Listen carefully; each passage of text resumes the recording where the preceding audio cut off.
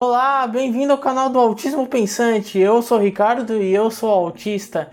E no vídeo de hoje a gente vai comentar um pouco sobre o Enem, que teve a primeira prova domingo agora, e vai ter a segunda prova, que é mais da área de biológicas, já no próximo domingo. Eu vou comentar algumas coisas em relação ao Enem. Na verdade, eu posso até fazer um vídeo complementando esse, mas esse vai ser sobre o problema ou os problemas do Enem, enfim. Então, levando tudo isso em conta, se você gostou do tema do vídeo de hoje, não se esqueça de apertar no botão de gostei para mostrar que gostou.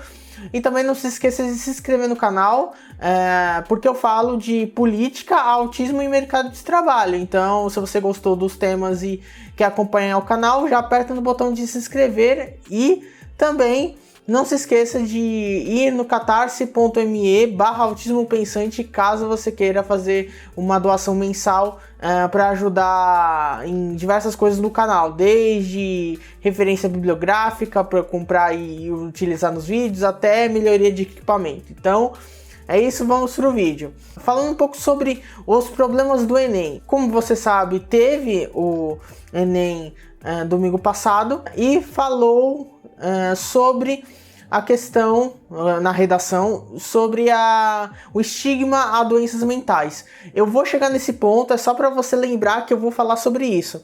O primeiro problema em relação ao Enem é que as perguntas, o teor das perguntas, elas são muito complexas. Aí você deve pensar, pô, mas aí você não estudou direito, você é ruim, você não estudou para fazer a prova e tudo mais. Até poderia ser um argumento muito bom, não é mesmo? Mas, assim, se você parar para pensar e olhar as perguntas que tem em todo o Enem, porque quando eu falo o problema do Enem, eu não falo só desse Enem. Isso é um problema que eu já vi em outras edições, porque eu fiz o Enem, esse Enem que tá fazendo agora. Vou fazer a prova domingo que vem. Esse é o meu terceiro Enem e eu sempre vejo esses problemas acontecerem. Qual é o problema? Primeiro problema é a questão de perguntas muito específicas. O que é pergunta muito específica? São perguntas que demandam um conhecimento de nível de formando ou já formado em diversas áreas.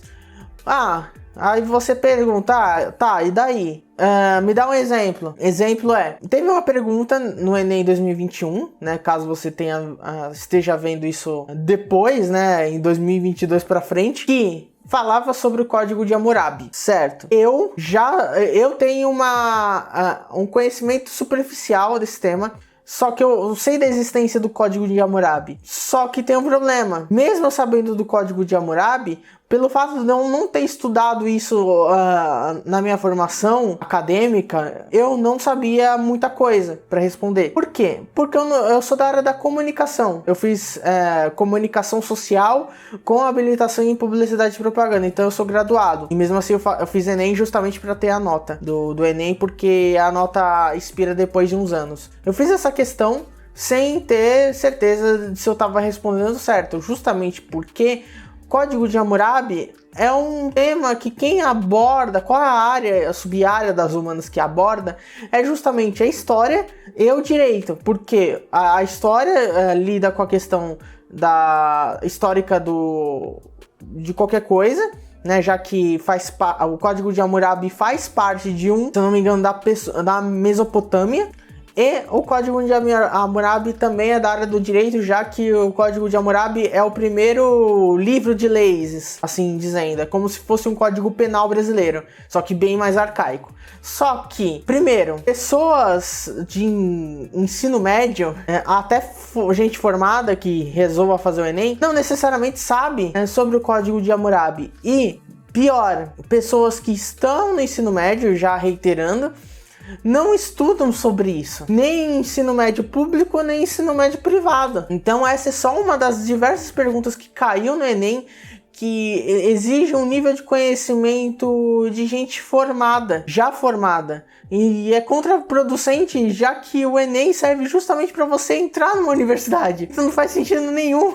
ter perguntas desse tipo. O segundo problema do Enem é justamente a questão das alternativas. Mesmo você sabendo sobre um determinado tema que cai em uma pergunta da prova, são perguntas que são dúbias. Como assim dúbias? São perguntas que dão margem para várias interpretações diferentes, que às vezes mais de uma alternativa é certa, aí você vai ter que basicamente adivinhar qual é a mais certa ou qual é a lógica que eles utilizaram na hora da criação das provas. Então isso induz o estudante a erro, não necessariamente porque o estudante é ruim, mas justamente pelo modo de fazer a prova que é ruim. A prova é mal feita, de verdade. Eu já fiz o Enem na época do ensino médio. Meu primeiro Enem foi na época do ensino médio, quando eu tinha acabado de terminar. Meu segundo Enem eu já estava no meio da graduação. Estava, se eu não me engano, no 6º, 7º semestre.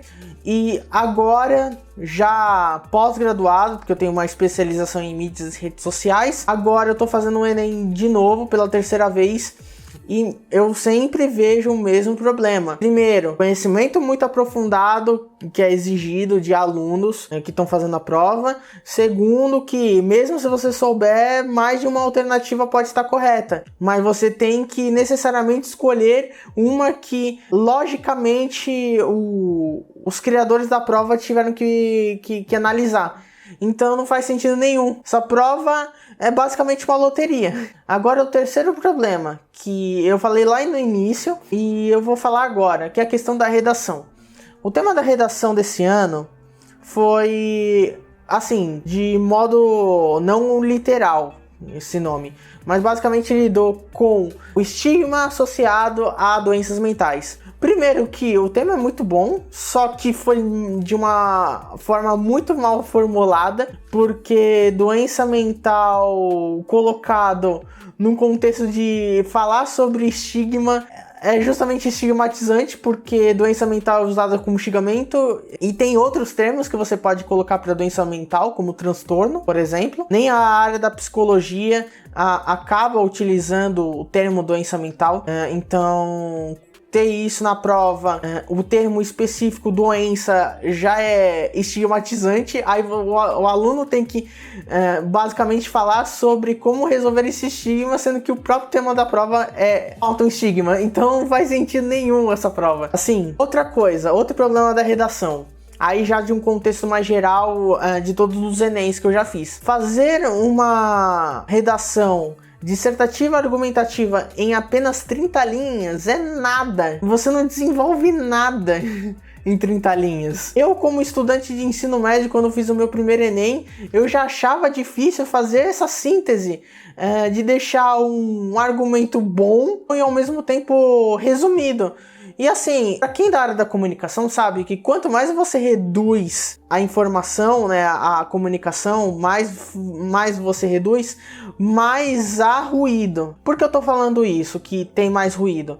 Justamente porque você vai omitindo informações e a pessoa que estiver lendo aquilo, que no caso do contexto do Enem vai ser o avaliador da redação, vai ter que interpretar. E assim, questão de interpretação, você pode interpretar tanto por um lado positivo quanto por um lado negativo. Então, sabe, não tem muito o que fazer. Você vai ter que se virar para fazer no máximo 30 linhas uma redação boa. E assim, o pior na prova você escreve com letra na questão escrita, né? Você não vai pegar a letra de forma. Então, a letra escrita consome mais espaço que a letra de forma.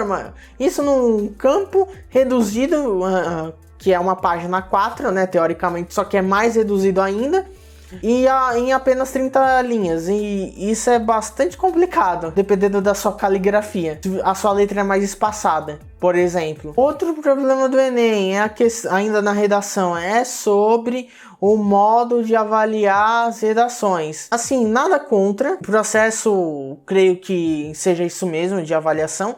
O problema é que a velocidade de avaliação tem que ser rápida. Por mais que tenham diversos professores que analisam as redações, é basicamente uma análise super rápida. É como se você tivesse enviado seu currículo para uma vaga de emprego em uma agência de RH e o RH tem que analisar, sei lá, 100, 200 currículos por dia. Então o avaliador ele não vai conseguir analisar o currículo da maneira perfeita. Se ele analisar o comecinho e a partir daí tirar conclusões do resto, vai trazer um processo seletivo falho. E como isso acontece, essa questão da produtividade, entre aspas, acontece no Enem, acontece a mesma coisa, porque vira um método de produção em escala.